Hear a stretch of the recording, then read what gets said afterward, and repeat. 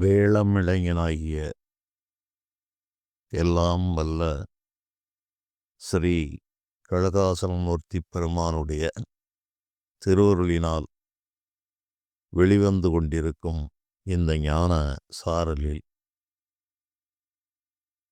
இந்த பிறவியில்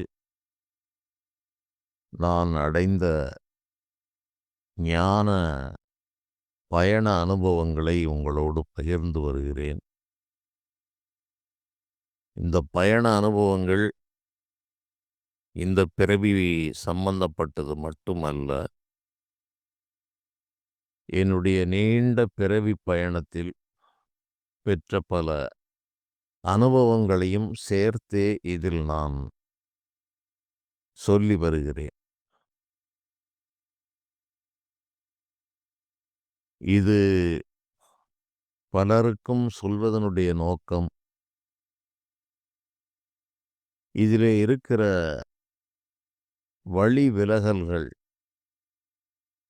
அதாவது இலக்கை அடையும் முன்பாக ஒரு யோக சாதனை செய்கிறவரை, ஞானத்திற்காக முயல்பவரை, இறை அருளைப் பெற முயல்கிற ஒரு மனிதனை விலகிச் செல்ல வைக்கிற பல்வேறு கவர்ச்சிகரமான யோக சித்திகள் என்று ஒரு மனிதனுக்கு இறைவன் வழங்குகிறார். அவைகள் நம் முன்பாக இருக்கிறது. கணக்கில்லாத சித்திகள் இருக்கிறது. இவற்றில் நுழைந்து கவரப்பட்டு இந்த மனிதர்கள், பல யோகிகள், இதில் சென்றவர்கள் தங்களுடைய பல பிறவிகளை இதிலே வீணாக கழிக்கிறார்கள். இப்படிப்பட்ட பல யோக சக்திகளை பெற்றவர்களை நான் சந்தித்திருக்கிறேன். அது தவிர அது இறைவனால் எனக்கு விளக்கப்பட்டது. இதில் எத்தனை படுகொலிகள் வெட்டப்பட்டிருக்கிறது. அந்த இறைவன் தன்னை உணர்ந்து ஒரு ஜீவன் வருவதற்கு அவனுக்கு பலவிதமான கவர்ச்சிகளை கொடுத்துத்தான் இந்த மானிட விளையாட்டை நடத்தி கொண்டிருக்கிறார்.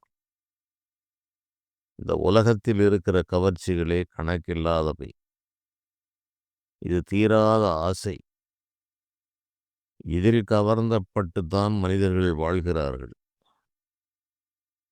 இது நான் முன்பே கூறியிருப்பேன். பூதாகாயம், தகராகாயம், பராகாயம் என்று 3 ஆகாயத்தில் 3 அடுக்குகள் இருக்கிறது. அண்டங்கள் என்று கணக்கில்லாத அண்டங்கள் இருக்கிறது. 1008 அண்டங்கள் என்று கந்த புராணத்திலே சூரபன்மன் 1008 அண்டங்களையும் 108 யுகங்கள் ஆள்வதற்கு சிவபெருமானிடம் வரம் வாங்கினான் என்று கந்த புராணத்தில் வருகிறது. அதுபோல் அவன் ஆட்சி செய்தான். இறுதி காலத்தில் முருகப்பெருமான் வந்து அவனுக்கு ஞானோபதேசம் அளித்து சேவலும் மயிலுமாக மாற்றி, இந்த உலக ஆசைகளெல்லாம் நிலையற்றது, அரிதான ஞானமே உயர்ந்தது என்று அவனுக்கு உணர்த்தி அவனுடைய மாயையை நீக்கினார். அதுபோலவே லங்கேஸ்வரன் என்ற ராவணன் அனைத்தையும் தன்னுடைய கைகளுக்குள் அடக்கி ஆண்டு அந்த அதிகார போதையை தான் என்ற ஒரு செருக்கின் விளைவாக வாழ்கின்ற அந்த ஒரு அறியாமை வாழ்க்கையை பெரிதென்று நினைத்து வாழ்ந்த நிலையில் ஸ்ரீராமச்சந்திரமூர்த்தியினுடைய அனுக்கிரகத்தால், அவனுடைய முன்வினை தவப்பயனால் அவன் ஒரு மிகப்பெரிய சிவபக்தன் என்ற நிலையில் அவனை தடுத்தாட்கொள்ளும் விதமாக அந்த ராமச்சந்திரமூர்த்தி வந்து அவனுடைய அஞ்ஞானங்களை நீக்கி அவனை ஆட்கொண்டான். இந்த புராண கதைகளெல்லாம் அசுரர்கள் என்பவர்கள் மோசமானவர்கள் என்று எங்கோ இருக்கிறார்கள் என்பது ஒரு நிலை. இந்த அண்டங்கள் 1008 என்று நான் சொன்னதிலே திருமூலர் பெருமான் முக்கியமாக சில அண்டங்களை குறிப்பிடுகிறார். அந்த ஒ அண்டங்களை அவர் 9 விதமாக பிரித்து சொல்லியிருக்கிறார். அது யோகாண்டம், மூதாண்டம், முத்தாண்டம், போகாண்டம், தாகாண்டம் என்று 9 விதமாக இந்த அண்டங்களை அவர் பிரிக்கிறார். இவை எதனால் இவ்வாறு கூறப்பட்டிருக்கிறது என்றால், மானிட உடலோடு வாழ்கின்ற இதை பூதாண்டம் என்று குறிப்பிடுகிறார். இந்த அண்டங்கள் அனைத்தும் ஐம்பூதங்களால் உருவான சரீரத்தைக் கொண்டு கண்ணிற்கு நன்றாகத் தெரிகின்ற, ஒருவரை ஒருவர் பார்த்து கொள்ளும் விதமான ஒரு வாழ்க்கை. மிக மிக ஸ்தூலமான வாழ்க்கை. இந்த வாழ்க்கையை பூத அண்டங்கள் என்று கூறப்படுகிறது. இதிலும் மனிதர்கள் பலவிதமான சக்திகள் உடையவர்களாக இருக்கிறார்கள். உடல் பலத்திலிருந்து, உடல் ஆரோக்கியத்திலிருந்து அவர்கள் அனுபவிக்கிற செல்வங்கள், சுகங்கள், அதிகாரங்கள் என்று பலதரப்பட்ட நிலைகளில் மனிதர்கள் இந்த பூத அண்டங்களிலே பூத சரீரத்தோடு வாழ்கிறார்கள். இந்த வாழ்க்கை இதோடு முடிந்து விடுகிறது என்பது இறைவன் வைத்த மயக்கம். ஆனால் இந்த வாழ்க்கை தொடர்கிறது. தினந்தோறும் பல மனிதர்கள் இறந்து இறந்து செல்வதை நாம் பார்த்து கொண்டே இருக்கிறோம். நேற்று வரை இருந்தவர் இன்று இல்லாமல் போகிறார். சில நாள் துன்பங்களுக்குப் பிறகு வயோதிகத்தால் மறைந்தவர்களுக்கு யாரும் அதிகமாக கவலைப்படுவதில்லை. அகால மரணம் அடைந்தவர்களுடைய மரணத்தை ஜீரணிப்பதற்கு காலங்கள் அதிகமாக தேவைப்படுகிறது. அதுவும் ஒரு காலத்தில் மறக்கப்படுகிறது. இப்படி இந்த இறைவன் இந்த மனிதர்களை பல்வேறு மாயா சக்திகளுக்குள் கட்டுப்படுத்தி இந்த மனதை ஒரு எல்லைக்கு மேல் செல்ல விடாமல் வைத்திருக்கிறார். அவ்வாறு இந்த மனக்கட்டுக்களை உடைத்து இந்த பூத அண்டங்களில் இருந்து விலகிச் செல்லக்கூடிய அந்த யோகாண்டம், போகாண்டம் என்று சொல்கிற அண்டங்களிலே பல நபர்கள் வசிக்கிறார்கள். போகம் என்றால் பலவிதமான ஆசைகள், காம காமியங்கள் என்று இதை கூறுவார்கள். இங்கு வாழ்ந்த மனிதன் ஒரு நிலைக்கு எய்திய பிறகு அந்த அண்டங்களிலே அவர்கள் அங்கும் தொடர்ந்து தங்களுடைய வாழ்க்கையை நடத்துகிறார்கள். அப்போதும் இவர்களுக்கு அந்த ஆசை தீர்வதில்லை. இங்கே பூலோகத்தில் வாழ்கின்ற ஒரு யோகி, அது பல பிறவி தவத்தால் அவனுக்கு இந்த யோக சித்திகள் உருவாகிறது. அந்த சித்திகளை அடைய வேண்டும் என்ற ஆசை முதலில் வருகிறது. அவ்வாறு வருகிற அந்த மனிதனுக்கு அதை உபதேசிப்பதற்கென்று அங்கங்கே பல மனிதர்கள் இருக்கிறார்கள். அந்த துறையை சார்ந்தவர்கள் இருக்கிறார்கள். அவர்கள் அவனுக்கு சில மந்திரங்களை, சில எளிய உபாயங்களை சொல்லிக் கொடுக்கிறார்கள். அதில் தலையாயதாக குறிப்பிடப்படக்கூடிய ஒரு விஷயம் என்ன என்றால், இந்த உடல் உபாதைகளை கடந்து விடுவது என்பதை சாதாரணமாக இதுபோல் அழைகிற பல நபர்கள் எளிதில் கற்றுக்கொண்டு விடுகிறார்கள். இவர்களுக்கு சாதாரண மனிதர்களைப் போல பசி, தாக, தூக்கம் இவை மூன்றும் இருப்பதில்லை. மல ஜல உபாதைகள் இவர்களுக்கு பெரும்பாலும் குறைந்து விடுகிறது. வெயில், மழை, குளிர், வாடை போன்றவற்றை இவர்கள் வெல்லுகிறார்கள். தன்னுடைய தேகத்தையும் இவர்கள் மறக்கிறார்கள்.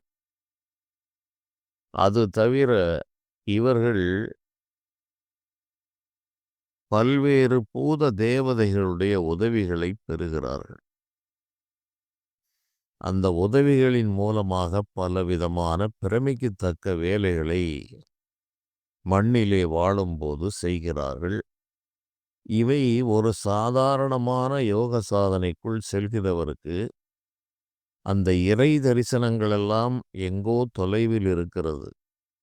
அதற்கு முன்பாக இவருக்கு கிடைக்கக்கூடிய ஆற்றல்கள் பல்வேறு சக்திகளால், இறைவனுடைய சக்திகளால் இவர்களுக்கு வழங்கப்படுகிறது. அது இது போன்ற அதே துறையில் இருக்கிற அதே தன்மை உடைய பல நபர்கள் இவர்களுக்கு அறிமுகமாகிறார்கள். அவர்கள் இது போன்ற பல நுணுக்கங்களை, மக்கள் பிரமிக்கத்தக்க விஷயங்களை அவர்களுக்கு சொல்லிக் கொடுக்கிறார்கள். இதுவும் ஒரு மிகப்பெரிய ஒரு நெட்வொர்க்காகத்தான் இருக்கிறது. இந்த யோக வாழ்க்கையிலே ஞானப் பயணத்தில் நுழைந்து பார்க்கும்போது. இதில் கவரப்படாத மனிதர்களே அநேகமாக இல்லை. இது தெரியாமல் வெறும் ராம ராம என்று சொல்லிக் கொண்டிரு, நாராயணா நாராயணா என்று சொல்லிக் கொண்டிரு என்று சொல்கிற ஒரு நபரை இந்த சமூகம் பொருட்படுத்தாது. அதனால் தெளிந்த ஞானிகளும் கூட சில விதமான அற்புத ஆற்றல்களை வெளிப்படுத்திய பிறகு அவர்கள் இந்த பக்தி மார்க்கங்களை உபதேசித்திருக்கிறார்கள். காரணம், இந்த சிறு குழந்தைகளுக்கு அந்த காலங்களிலே பஜனை மடங்கள் என்று அங்கங்கே வைத்திருந்தார்கள். அந்த பஜனை மடத்திற்கு வந்து இந்த மார்கழி திருநாள் 30 நாள்களுக்கு அல்லது ஏதாவது முக்கிய நிகழ்ச்சிகளுக்கு குழந்தைகளை வரவழைக்க வேண்டுமென்றால் சர்க்கரை பொங்கல், புளியோதரை என்று ஏதாவது அவர்களுக்கு உண்பதற்கு கொடுத்து, அந்த சர்க்கரை பொங்கல் மேல் உள்ள ஆசையினாலாவது வரட்டும் என்று அந்த பழக்கத்தை ஏற்படுத்துவதற்காக செய்தார்கள். முன்பு ஆலயங்களிலே பிரசாதங்கள் கொடுப்பது இப்போது எப்படி இருக்கிறது என்பது எனக்கு தெரியவில்லை. இந்த குழந்தைகளுக்கு அவருக்கு வேண்டிய ஏதேனும் ஆலயம் சென்றால் ஒரு புளியோதரை கிடைக்கும், ஒரு பொங்கல் கிடைக்கும் என்ற ஒரு அடிப்படையில் அவர்களை வரவழைப்பது. பிறகு அதுவே பழக்கமாக மாறும். இதற்காக இந்த யோகிகளுக்கு சில சித்திகளை நாடி செல்கிறவர்களுக்கு கிடைக்கிறது. சிவஞானிகள் சில நேரங்களில் அரிதாக இந்த செயல்களை, சித்துக்களை பயன்படுத்துகிறார்கள். இல்லாவிட்டால் இந்த சாமானிய மனிதர்கள் அவர்களை பொருட்டாக எண்ணுவதில்லை. இதுவும் என்னுடைய ஞான பயணத்தில் நான் பார்த்தது. அதற்காக நாம் சித்திகளையே பிடித்து கொண்டு அதன் பின்னால் சென்றால் அநேக கோடி பிறவிகள் அதிலே வீணாக கழிந்துவிடும். பலவிதமான நுணுக்கங்கள் நிறைந்த இந்த ஞான பயணத்தில் நுண்ணறிவோடு செயல்பட்டு அந்த இலக்கை மறந்து விடாமல் செல்வது என்பதுதான் கடினமான செயல். இடையே பல விஷயங்கள் வருகிறது. அந்த காலங்களில் நீங்கள் புராணங்களை படித்தால் ஒரு யோகியினுடைய தவத்தை கலைப்பதற்காக தேவலோக மாதர்கள், அப்சரஸ்திரிகள் என்று அதை கூறுவார்கள். ரம்பா, ஊர்வசி, மேனகா, திலோத்தமா என்றெல்லாம் பல தேவ மாதர்கள் கூறப்பட்டிருக்கிறது. அறம்பெயர்கள் என்று அதை கூறுவார்கள். இவர்களால் இவருடைய தவம் கெட்டது என்று பல புராண செய்திகள் கூறப்பட்டிருக்கிறது. அந்த இழந்த சக்தியை பெற மீண்டும் அவர் தவத்தை தொடங்கினார் என்று இது நிறைய எல்லா முனிவர்களுடைய வாழ்க்கையிலும் இது நடந்திருக்கிறது. இவையெல்லாம் எதற்கு கூறினார்கள் என்றால், இது போன்ற யோக சித்திகள் வந்து ஒரு யோகியை சிவயோகத்தை செய்ய விடாமல் சாதாரண நிலைக்கு அவர்களை தள்ளி அதில் பல பிறவிகள் அவர்களுக்கு வீணாகிறது.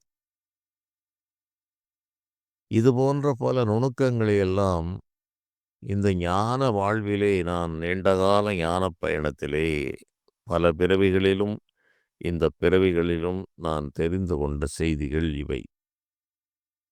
இவைதான் இன்று மிக மிக முதல் தரமான நிலையாக இன்று மதிக்கப்படுகிறது. சொத்தில்லாத சம்சாரியும், சித்தில்லாத சந்நியாசியும் பயனில்லை என்று ஒரு பழமொழி உண்டு. சம்சாரி என்றால் அவருக்கு சொத்து சுகங்கள், காடு கரைகள், தோட்டம் துறவுகள் எல்லாம் இருக்க வேண்டும். சந்நியாசி என்றால் ஒன்றுமில்லாமல் எப்போதும் ஞானோபதேசத்தை மட்டுமே சொல்லிக் கொண்டிருந்தால் சாதாரண மனிதர்களுக்கு அது ஈர்ப்புடையதாக இருப்பதில்லை. ஏதேனும் சில அமானுஷ்யங்களைத்தான் அவர்களுடைய மனம் நாடுகிறது. ஆனால் இந்த உலகத்தில் எத்தனையோ அமானுஷ்யங்கள் இருக்கிறது என்று உற்று பார்க்கும் திறன் இறைவனால் மறைக்கப்படுகிறது. ஆகவே இவர்கள் அதை தேடி அலைகிறார்கள். நடப்பதெல்லாம் மானுஷ்யம் மனித நிலையிலும் நடக்கிறது. அமானுஷ்யம் என்றால் மானிடத்தன்மைக்கு மேலான செயல். அது கணக்கில்லாமல் நடந்து கொண்டிருக்கிறது. அவற்றை பார்க்க இயலாத காரணத்தால் வெளிப்படையாக யாரேனும் ஒரு சின்ன வேலைகளை செய்துவிட்டால் அதை வைத்து இவர்கள் அவருடைய ஞானத் தகுதியை அளக்கிறார்கள். இதனால்தான் நான் என்னுடைய ஞானப் பயணத்தில் அடிமட்டத்தில் நான் வாழ்ந்த வாழ்க்கையை பற்றி விரிவாக நான் எடுத்துரைத்தேன். இவ்வாறு இந்த சாக்கடை பகுதியிலே இருப்பது, மயானத்தில் இருப்பது, தெருவோரங்களிலே கிடப்பது, குப்பை கிடங்கிலே இருப்பது, குளிக்காமல் இருப்பது, உணவில்லாமல் இருப்பது என்ற விஷயங்களெல்லாம் ஞான சிவராஜ யோகத்திற்கான பயிற்சியாக பயன்படுத்தினால் இறுதியில் அந்த சிவராஜ யோகத்தை இவன் அடைய முடியும். அந்த பாதையில் இவ்வாறு செல்லும்போது பல்வேறு விதமான தேவதா கணங்கள், தேவதா சக்திகள் வந்து இவனுக்கு பல யோக சித்திகளை வழங்குவதற்கு தயாராக இருக்கும். அதை இவன் புறந்தள்ளி செல்ல வேண்டும். அவ்வாறு சென்றால்தான் அவன் அந்த சிவயோகம், சிவஞானம் என்ற நிலையை பெற முடியும். இல்லாவிட்டால் இதிலே பல சித்திகள் கிடைக்கும். அந்த அனுபவங்கள் எல்லாம் நானும் கடந்துதான் வந்திருக்கிறேன். பல பிறவிகளிலும் கடந்திருக்கிறேன். இந்த பிறவிகளில் தேவதா சக்திகள் வந்து எனக்கு அந்த சித்திகளை எல்லாம் வழங்கவில்லை. முருகப்பெருமானே நேரடியாக பலவிதமான யோக சித்திகளை வழங்கினார். அந்த சித்திகளால் ஒரு குறிப்பிட்ட காலம் நான் செய்த செயல்கள் பல இருக்கிறது. ஒரு நிலையில் இந்த சித்திகளை நான் இறைவனிடம் மறைத்து வைக்கும்படியாக நான் வேண்டினேன். போதும், இந்த சித்திகளை காட்டி என்னை திசை திருப்ப வேண்டாம். உன்னுடைய நினைவு எனக்கு மறவாமல் இருக்க வேண்டும். நீதான் என்னுடைய இலக்கு. உன்னை விட்டு நான் உணரும் தன்மை மறவாமல் இருந்தால் என்னை நான் மறவாமல் இருக்க வேண்டும். உன்னையும் நான் உணர்ந்து கொண்டே இருக்க வேண்டும். இதுதான் சித்திகளிலெல்லாம் சிறந்தது. ஆகவே இது போன்ற சாதாரண மாயா காரியங்களில் எனக்கு ஆசையை காட்டி என்னை திசை திருப்பி விடாதே என்று பல ஆண்டுகளுக்கு முன்பாக முருகப்பெருமானிடம் நான் வேண்டினேன். அதிலும் கடுகாசலமூர்த்தி பெருமான் கணக்கில்லாத அண்ட ரகசியங்கள் அனைத்தையும் எனக்கு விளக்கினார். ஒரு நிலையில் எனக்கு அவற்றில் இது எல்லாம் நமக்கு தேவையில்லை. கணக்கில்லாத பல யோக சித்திகள் வந்து ஆட்கொள்ளுகிறது. இது நிச்சயமாக நம்மை இறைவனிடமிருந்து வேறுபடுத்தி நமக்கு ஒரு அகங்காரத்தையும் ஒரு அஞ்ஞானத்தையும் உருவாக்கிவிடும் என்ற காரணத்தால் அவற்றை நான் இறைவனிடமே வேண்டி தடுத்து வைக்கும்படி கேட்டுக்கொண்டேன். ஆனால் முருகப்பெருமானால் விளக்கப்பட்ட அந்த யோக ரகசியங்களால் தான் நான் இந்த இறை நிர்வாகம் என்ற ஒரு விஷயத்தை மிகத் துல்லியமாக எனக்கு முருகப்பெருமான் உணர்த்தினார். அந்த இறை நிர்வாகத்தை நான் உணர்வதற்கு எனக்கு இந்த ஜோதிடக் கலை ஒரு உதவியாக இருந்தது. இதுவும் இறை நிர்வாகத்தில் முக்கியமான பங்கு வகிக்கிறது ஜோதிடம். எந்தெந்த நொடிப்பொழுதில் எந்த காரியம் நடக்கிறது என்பதையும் இந்த ஜோதிடம் சொல்லுகிறது. அதுபோல எல்லா சம்பவங்களும் இறைவனால் நடத்தப்படுகிறது. அதற்கென்று பல நிர்வாகிகள் இருக்கிறார்கள் என்கிற இது போன்ற ரகசியங்களெல்லாம் தெரிந்ததே யோக சித்திகளால் தான். இவர்கள் சாதாரணமாக மனிதர்களுக்கு சில சின்ன சின்ன வேலைகள் இருக்கிறது. அவற்றை செய்தால் அவர் பரிபூரணமாக ஆகிவிட்டார் என்று நம்புகிறார்கள். அப்படி செய்கிறவர்கள் கணக்கில்லாத மனிதர்களை நான் சந்தித்திருக்கிறேன், கேள்விப்பட்டிருக்கிறேன். அவர்களோடு உறவாடி நீண்ட நாள்கள் இருந்தவர்களை நான் பார்த்திருக்கிறேன். ஆகவே இந்த யோக சித்திகள் என்பது யோகிகளுக்கு கொடுக்கப்பட்ட மிகப்பெரிய ஒரு சவால். இதிலிருந்து தங்களை விடுவித்துக் கொள்ள முடியாமல் மாட்டிக்கொண்டவர்கள் அதிகம். அதனால் எந்தவிதமான பயனும் அந்த யோகி என்று சொல்லுகிற அந்த நபருக்கும் கிடைப்பதில்லை.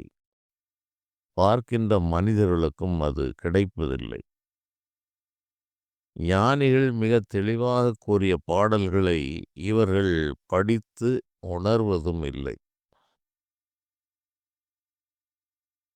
புல்லாகிப் பூடாகிப் புழுவாய் மரமாகி பல்விருகமாய் பறவையாய் பாம்பாகி கல்லாய் மனிதராய் பேயாய் கணங்களாய் வல்லசுரராய் முனிவராய் தேவராய் செல்லா நின்ற இத்தாவர ஜங்கமத்துள் எல்லாப் பிறப்பும் பிறந்தழைத்தேன் எம்பெருமான் மெய்யே உன் பொன்னடிகள் கண்டு இன்று வீடுற்றேன் என்று மணிவாசகப் பெருமான் இதை மிக மிக தெளிவாக கூறியிருக்கிறார்.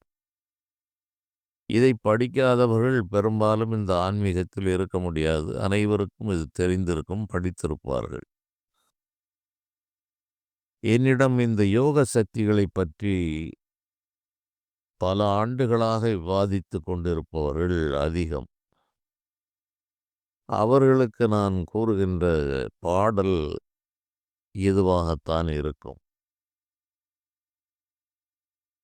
ஒரு அன்பர் மிக நெருங்கியவர், என்னோடு தொடர்பில் இருப்பவர்.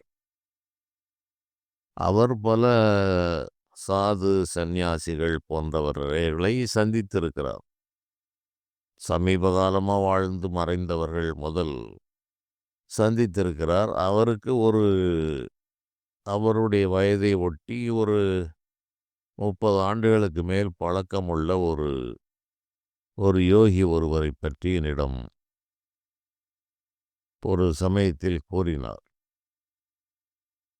அவர் இந்த கர்நாடகா பகுதியில் வாழ்ந்து தமிழ்நாட்டிலே இருந்து இந்த தெற்கு பகுதிக்கு வந்து அவர் இப்போது சமாதி நிலைக்கு போய்விட்டார். அவரை பற்றி கூறுகின்ற போது பலர் இதுபோல கேள்விகளை எழுப்பியிருக்கிறார்கள். அதற்கு நான் கூறிய பதில் அந்த மணிவாசக பெருமானுடைய பாடல். அதுபோல இவரும் கூறினார். கேட்பதற்கு மிக பிரமிப்பாக இருந்தது. அவருடைய புகைப்படங்கள் எல்லாம் நான் பார்த்தேன். அந்த யோகி என்று சொல்கிறவர் ஒரு மிகப்பெரிய கல்வியையும் பெற்றிருக்கிறார். தொழில்நுட்ப கல்வியை பெற்றவர். அவர் 2 பக்கமும் தரையை தொடுகின்ற அளவு சடைகளை வளர்த்திருக்கிறார்.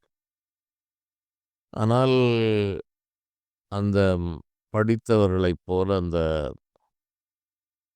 முழு கால் சட்டையும் மேல் சட்டையும் அணிந்துதான் இருக்கிறார். அவர் காவியெல்லாம் உடுத்தவில்லை. இவருக்கு இளமையிலேயே திடீரென்று இப்படி வந்தது என்று அவர் கூறினார். ஆனால் இது போன்ற நபர்கள் பல இடங்களுக்கு சஞ்சரிக்கிறார்கள். இவர்களுக்கு முன்வினை பயனால் உபதேசிப்பதற்கு ஆட்களும் வருகிறார்கள். அவர்கள் பல மந்திரங்களை, பல தந்திரங்களை, எந்திர உபாயங்களை இந்த தேவதா சக்திகள் மூலமாக பெறுவதற்கான வழிகளை அவர்கள் கற்றுக் கொடுக்கிறார்கள். அது தமிழ்நாட்டிலே ஒரு வனப்பகுதியாக இருக்கலாம், ஒரு ஊருக்கு ஒதுக்குப்புறமாக இருக்கலாம். வடதேசத்திலே காசி நகரத்திலும், அதற்கு மேல் நேபாளம் போன்ற இமயமலை சாரலிலே பல யோகிகள் இருக்கிறார்கள். அவர்களிடம் கற்றுக்கொண்டு வந்தவர்கள் அதிகம். எனக்கு தெரிந்தவர்களே இருக்கிறார்கள். அந்த வடதேசத்து யோகிகளுடைய யோக சக்திகளை இவர்கள் வாங்கி அபியாசம் செய்து, ஜோதிடர் என்ற பெயரிலே வாழ்ந்தவர்களையும் நான் அறிவேன். ஜோதிடத்திற்கும் அதற்கும் சம்பந்தம் இல்லை. ஜோதிடம் என்று தனியாக இருக்கிறது. ஆனால் ஜோதிடத்தால் கூற முடியாத பல விஷயங்களை இவர்கள் கூறுவார்கள். அவர்களைப் பற்றி நான் நன்றாக அறிவேன். அவர்கள் பல பகுதிகளுக்கும் சென்று இதுபோன்ற யோகிகளிடம் சில சித்து வேலைகளை கற்றுக்கொண்டு, அதன் மூலமாக ஜோதிடமும் அறிந்து கொஞ்சம் வைத்திருப்பார்கள். இதன் மூலமாகத்தான் பல செயல்கள் நடந்து கொண்டிருக்கும். அப்படி பல மனிதர்களை நான் அறிவேன். அதுபோல நான் எனக்கு தெரிந்த அன்பர் கூறினார், இவர் மிகப்பெரிய ஒரு ஆற்றல்களை செய்வார். பல ஆண்டுகள் எனக்கு இவரோடு தொடர்பு உண்டு. அவரிடம் என்ன ஒரு சிறப்பு என்றால், அவர் சில நாட்கள் 2 நாள், 3 நாட்கள் அறையை விட்டு வெளியே வராமல் யாரும் வர வேண்டாம் என்று அறைக்கு பூட்டிக் கொண்டு இருந்து விடுவார். பிறகு 3 நாட்கள் கழித்த பிறகு பார்த்தால் அவர் அங்கே இருப்பார். அதுவரை பார்த்தால் அவர் உடல் அசைவற்று ஒரு பெஞ்சிலே அப்படியே கிடக்கும் என்று அவர் கூறினார். இதுபோன்ற என்னிடம் அவர் விவாதிக்கின்ற போது கூறிய செய்திகள். எப்படி ஐயா இது? அது தவிர இது போன்ற நபர்களிடம் எந்த விதமான ஒரு சாதாரண மனிதருடைய பழக்கவழக்கங்கள் இருக்காது. அவர் ஒரு 20, 30 பீர் பாட்டில்களை ஒரே நேரத்தில் குடிப்பதாகவும், ஆனால் சிறுநீர் கழிப்பதே இல்லை என்றும் என்னிடம் கூறினார். அது தவிர அவர் தொடர்ந்து புகைப்பிடிக்கிற, சிகரெட் பிடிக்கிற வழக்கமும் அவருக்கு இருந்திருக்கிறது. அதனாலும் அவருக்கு எந்த விதமான துன்பங்களும் ஏற்படவில்லை. பல நாட்கள் உணவில்லாவிட்டாலும் கூட கிடைத்தால் இப்படி மனம் போனபடி அவர் உபயோகிப்பது, இல்லாவிட்டால் அப்படி இருப்பது என்று பல ரகசியங்கள் இவர்களுக்கு பலவிதமான சித்தர்கள் என்று சொல்கின்ற இந்த யோக சாதனையில் செல்கிற மனிதர்கள் மூலமாக பல விஷயங்கள் இவர்களுக்கு உணர்த்தப்படுகிறது. அதிலே இந்த உணவை தவிர்ப்பது, உடல் உபாதைகளாகிய மலசலங்களை தவிர்ப்பது, வியர்வையை தவிர்ப்பது, முக்கியமாக அவர்கள் அதை இயற்கையை வெல்லுவது என்பதை இவர்கள் மிக நன்றாக தெரிந்து கொள்கிறார்கள். அந்த வியர்வை, வெயில் இவற்றை பொறுக்க முடியாமல் தான் மனிதன் அல்லல் படுகிறான். பசி இவற்றை வென்றுவிட்டால் பல அமானுஷ்ய செயல்களை செய்ய முடியும். அப்படி கூறும்போது அவரை பற்றி அதிகமாக கூறியிருக்கிறார். அவர் இன்னும் ஒரு சாமியாரை சந்திப்பதற்கு ஒரு ஊருக்கு போகச் சென்றதாகவும், இவர் அவரை தேடி அங்கு சென்றால் அவரும் இப்படித்தான் ஒரு வயதில் இவரை காட்டிலும் அதிகமான வயது. கையிலே, கால்களிலே, விரல்களிலே பல கணக்கில்லாத மோதிரங்கள், தலையிலே பல விஷயங்களை தலைப்பாக கட்டு போல கட்டிக்கொண்டு, பல விஷயங்களை அதிலே ஒரு பைத்தியம் போல அதிலே சேர்த்து வைத்துக்கொண்டு அவர் இருந்திருக்கிறார். ஒரு சாக்கடை பகுதி, மிக மிக துர்நாற்றமுடைய ஒரு பகுதி. அதில் அவர் இருந்திருக்கிறார். இவரும் இன்னும் ஒரு நபரும் போய் சந்திக்க சென்றிருக்கிறார்கள். அவர் அந்த சாக்கடை பகுதியில் மனிதர்களே அந்த நாற்றத்தை பொறுக்க முடியாது என்று அவர் கூறினார். அந்த சாக்கடை பகுதியில் அவர் படுத்திருக்கிறார். அப்போது இவர்களை ஏறிட்டு பார்த்துவிட்டு காதிலே வைத்திருந்த அந்த ஒரு பீடி, அது பிடிக்கப்பட்டு அது பாதியாக இருக்கிறது. அதை எடுத்து வாயிலே வைத்தால் அது தன்னால் அந்த பீடி அது நெருப்பு பற்றிக் கொள்கிறது. அந்த பீடியை ஒரு 4, 5 முறை இழுத்துவிட்டு, அந்த பீடியிலே சாம்பலை இவர்கள் கையிலே தட்டி, "இதை பூசிக்கொள்ளுங்கள்" என்று அவர் கூறியதாக எனக்கு வேண்டிய அன்பர் கூறினார். அதுதான் அவருடைய ஆசீர்வாதம் போல தெரிகிறது. அதன் பிறகு ஒன்றும் சொல்லாமல் அவர் அப்படி படுத்துக் கொண்டார். அதன் பிறகு இவருக்கு வேண்டிய அந்த அந்த யோகி சூழ்நிலை கருதி அவருடைய பெயரை வெளியிட முடியவில்லை. அவரிடம் வந்தவுடன் சரி அவர் அப்படித்தான் செய்வார். அதுதான் உங்களுக்கு பிரசாதம் என்று இவர் கூறியதாகவும்,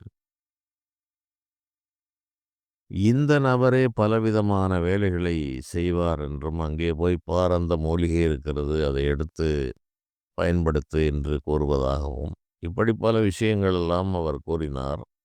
அதில் ஒரு சாமியார் இந்த சாக்கடையில் இருந்து தண்ணீரை எடுத்து வெளியே வீசினால், அந்த பண நோட்டுகளாக அது விழுந்தது. சுமார் ஒரு ரூ. 2,00,000 மேல் அள்ளி அள்ளி அவர் போட போட நோட்டுகளாக விழுந்தது என்ற ஒரு செய்தியும் உண்டு. இதுபோல ஏற்கனவே எனக்கு பலர் கேட்டிருக்கிறார்கள். நான் அதற்கு விளக்கம் கூறியது என்ன என்றால், பொறுமையாக அனைத்தையும் கேட்டேன். பலமுறை இந்த செய்தி எனக்கு கூறப்பட்டதுதான். கேட்டுவிட்டு உண்மையில் இதை பார்த்தவுடன் யாருக்கும் பிரமிப்பு வரும். அதுபோல இவருடைய அந்த நண்பரான அந்த யோகியும், அவர் பல நாள்கள் குளிப்பதில்லை. அவர் காசி, ராமேஸ்வரத்திலே கொண்டு போய் இவரை மூழ்க வைக்க வேண்டும் என்று மற்றவர்கள் எல்லாம் சொல்லும்போது, தன்னுடைய உடம்புகளிலே இருக்கிற அந்த அழுக்குகளை திரட்டி இவரிடம் கொடுத்திருக்கிறார்.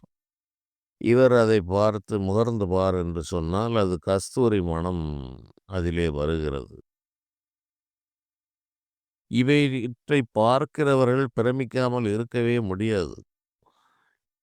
இதுபோல பலர்கள் கேட்டதில் இந்த அன்பரும் ஒருவர்.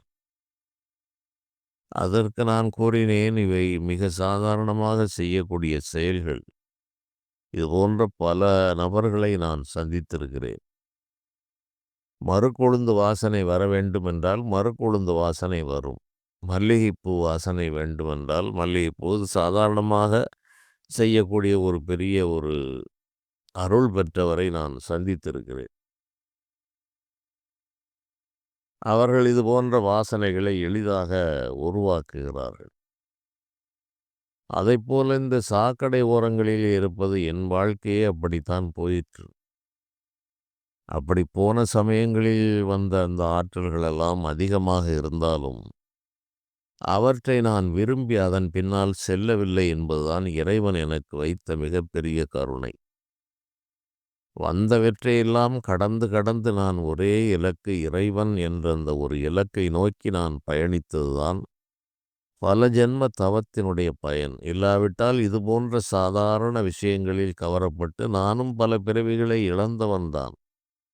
இந்த பிறவியில் அது பல பிறவிகளில் ஏற்பட்ட வைராக்கியம் இந்த பிறவியிலே முதிர்ந்து, இதுபோன்ற யோக சக்திகளால் வீணாக நாள்களை கழித்துவிடக்கூடாது, அரிதிலும் அரிதான ஞானத்தை சொல்ல வேண்டும் என்ற ஒரே இலக்கிலே வாழ்ந்த காரணத்தால் இறைவன் என்னை இந்த நிலைகளுக்கு அப்பால் சென்று வைத்தார். ஆனால் இந்த ஞான பயணத்தில் இதுபோன்று நான் பார்த்தவை, கேட்டவை, அனுபவித்தவை, என் வாழ்விலே இறைவன் எனக்கு கொடுத்த பல ஆற்றல்களை நான் புறக்கணித்தவை என்று பல செய்திகள் உண்டு. இதற்கு நான் பல விளக்கங்களை அவர்களுக்கிடம் கூறினேன். பூத தேவதைகள் பலவற்றின் உதவியால் இதுபோல செய்ய முடியும். புதிதாக ஒரு பொருளை உருவாக்கவும் முடியும். ஓரிடத்திலிருந்து பொருள்களை எடுத்து வந்து கொடுக்கவும் முடியும். இதில் பல நிலைகள் இருக்கிறது என்று நான் இவர் போன்ற பலருக்கு விளக்கி கூறியது. இதிலே ஓரளவு நல்ல தேர்ச்சி பெற்றவர்களுக்கு இந்த பாடலை நான் கூறினேன். கல்லாய் மனிதராய் பேயாய் கணங்களாய் வல்ல அசுரராய் முனிவராய் தேவராய் செல்லானின்ற இத்தாவர ஜங்கமத்துள் எல்லா பிறப்பும் பிறந்தளித்தேன் என்று மணிவாசகர் கூறுகிறார். அதில் முனிவர், கணங்கள், தேவர்கள், பேய் என்று அவை அனைத்தும் ஒரு பிறவிகள் என்றே அவர் குறிப்பிடுகிறார். அதுபோன்ற பிறவிகள் பிறக்கலாம் அல்லது மண்ணிலே பிறந்தால் அந்த அண்டங்களிலே வசிக்கிற அவருடைய உதவிகளை பெறலாம். அதில் முனி நிலையும் தேவர் நிலையும் கூட மீண்டும் மரணத்தை தழுவி மண்ணுக்கு பிறப்பிற்கு வருவதற்கு வாய்ப்பிருக்கிறது. அந்த நிலையிலும் ஞானம் கிடைக்கவில்லை. மெய்யே உன் பொன்னடிகள் கண்டு இன்று வீடுற்றேன். இத்தனை துன்பங்களையும் இத்தனை பிறவிகளையும் இத்தனை மாயாஜாலங்களையும் தாண்டித்தான் மெய்யாக விளங்குகிற அந்த இறைவனுடைய திருவடிகளைக் கண்டு நான் மோட்சமாகிய வீட்டை பெற்றேன் என்று மணிவாசகப் பெருமான் மிக தெளிவாக கூறியிருக்கிறார். ஆகவே இது போன்ற ஆற்றல்கள் இந்த ஞானப் பயணத்திலே வந்து ஒரு மனிதனை பல வழிகளிலே திருப்புவது மிகப்பெரிய ஒரு சவால் நிறைந்த ஒரு வாழ்வு. மகா மர்ம மை என்று ஒரு மை இருக்கிறது. அந்த மையை போட்டுக்கொண்டால் நம்முடைய உடல் இன்னொருவருக்கு தெரியாது. இதை ஒருவர் கூறினார், எனக்கும் தெரியும் இது என்ன, எப்படி செய்யப்படுகிறது, இதனுடைய பயன்பாடுகள் என்ன. அதை செய்தால் நாம் பிறரை பார்க்கலாம், நம்மை எவரும் பார்க்க முடியாது. அதன் பிறகு அவற்றிற்கு நான் கூறினேன், ஐயா, ஸ்தூல உடலை விட்டு சூக்கும உடலிலே பயணம் செய்யும்போது நம்மை யார் பார்க்கிறார்கள்? யாரும் பார்ப்பதே இல்லை. அவ்வாறு நாம் போய் நாம் மற்றவர்களை பார்க்கிறோம், அந்த ஊரை பார்க்கிறோம், ஆனால் நம்மை எவரும் பார்ப்பதில்லை.